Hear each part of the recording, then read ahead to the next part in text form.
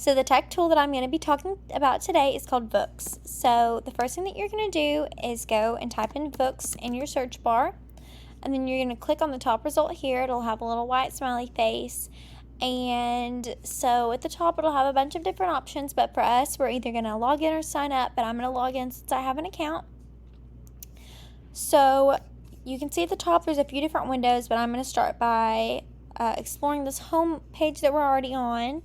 So you can see that at the top it's got some books that are going by, and those are just books that are popular or are relevant to what's going on right now. Like you can see there was one about the election, some are about fall, some are about Halloween.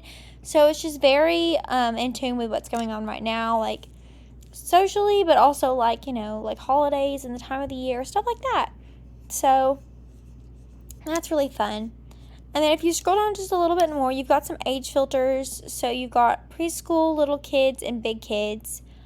So these are just like going to be your age ranges that books can look for. So really ages 2 to 4, 5 to 7, and 8 to 10 are the different categories that they have.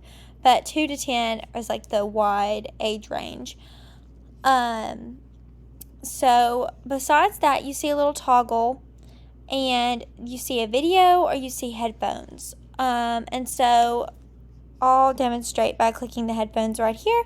So that brings it to audio only, but if you click the little video play button, it brings it to video also. So as you scroll down, you can see that you have your watch again. So if there are books that you really loved, or there's a book that you want to read again, or like a book that you weren't finished reading, you can find it here in this little category. Scroll down just a little bit more. You can see the storyteller books. So these are new, and these are where you can be the narrator of the book. So for example, I'll click on this book, Monster Be Good. So you can see that it says watch, add to playlist, or favorite it or like it. Monsters can be wild and grumpy and scary, but with a little bit of help, monsters can also be good. So it has a little bit of like a, teaser for the book. It tells you how long the book is. You can click this button right here, and it tells you about what you have to do storyteller. So record, review, enjoy. I'm not going to click anything else because I'm using the microphone for this video. But under here you can see what collection it comes from. So these are the books that you can narrate. You've got details about the book. You've got activities that go along with the book, and then you can add in yourself as the narrator after you finish narrating it. So after that, you can scroll down, and then you see that there are lots of categories of books. So you can scroll down, or you can go like left and right. So you've got story time, bedtime, spooky, popular, 5 minutes or less, and there's like some very big time differences. Like this one's 13 minutes, and like that one's 3. So you can definitely tell like you have some longer stories or some shorter stories depending on what you need. And some of them are really fun reads, but at the same time, some of them are educational. Like you have STEM books, you have elementary learning activities. So these categories are helpful for students and teachers as well. And it shows you that books can be fun, but also educational. And you can just keep scrolling. Like there's so many different categories here. So, for example, first I'll show what a book looks like on the video.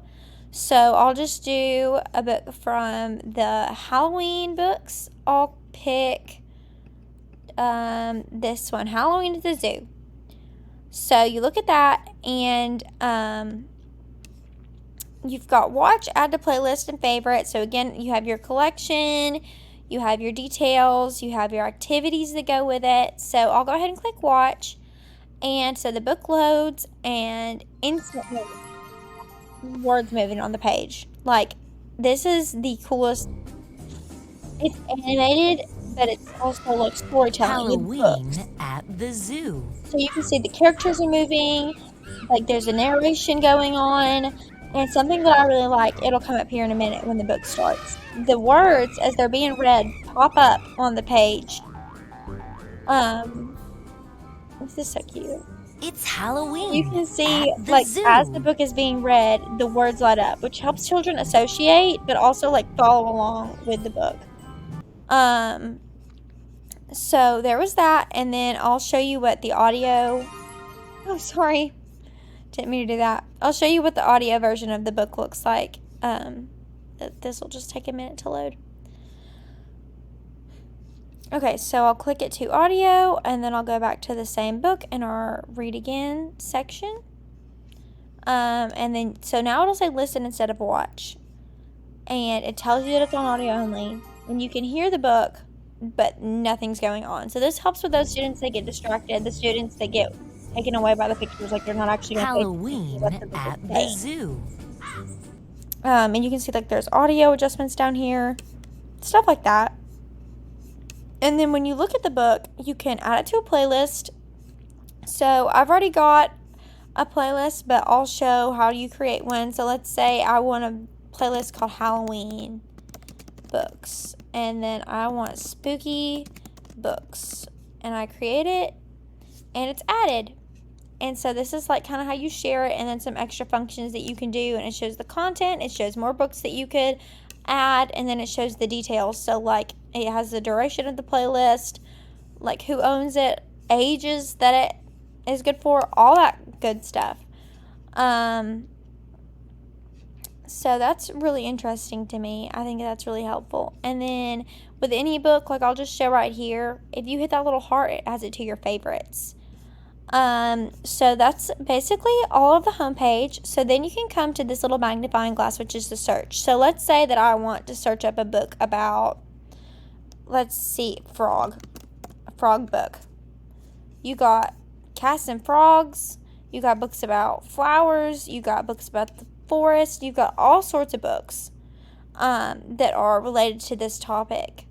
Or you can do like a book about Halloween, and it'll load and bring up all of the cute little Halloween books that they have. So that's helpful for teachers to be able to find a book about what they're teaching about or a specific topic that they want to talk about, but it's also helpful for students to be able to, like, if they have a favorite book that they love to read, or if they have something that they want to learn about. So next, we have this little book with the heart.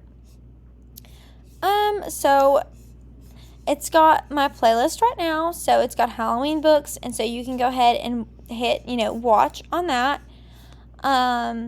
So this is where your playlists are, your favorites, stuff like that. And then over here, you have activities. And so it's got so these are like all the different activities that you can look at. It's 7 pages long. It's got some up here. Arts and crafts. I'll just go by the category. So this is going to be like a video showing you what you can like learn to do. Just watched Greenie Grows a... So see there's the book in the corner, and then they're going to do a craft related to that. And there's quite a few. There's 2 pages. Like mitten activity, unicorn activity. So it's like got the book in the title, but then it gives an activity to do with that. Camp Books is like basically packets for each week. Like you can see, it's got the different days.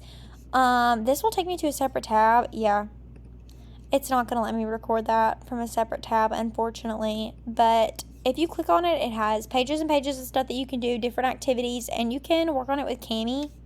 So that's all really helpful. You've got all the weeks, and then you've got a camp counselor guide, which is for the teacher or whoever's doing the activities. I really hate that it's not letting me show it, but I tried and it did not work. You've got classroom kits, which is basically going to do the same thing to me, but it's got different activities for the classroom, like vocabulary, social emotional learning, all sorts of things like that are very helpful. Like building a routine, that's great for a classroom, and it connects with books and with characters that the students are familiar with.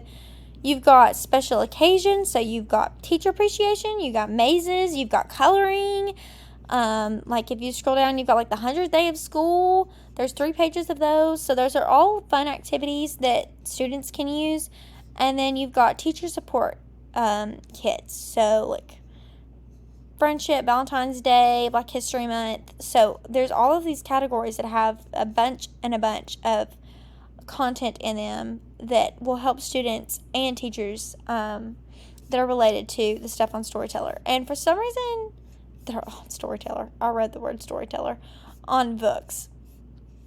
And then so it logs you out when you do this, because I think they're supposed to technically have to buy this stuff. Sorry. I think you're supposed to have to buy this stuff, but obviously, like with a teacher, you can log in for free. I think that as like a student, you have to essentially buy it because they kind of want you to pay for it as a parent, but you don't have to do that as a teacher. And then so you can edit profiles, like it's got your account stuff and this last little picture in the corner, like there's my name and my picture.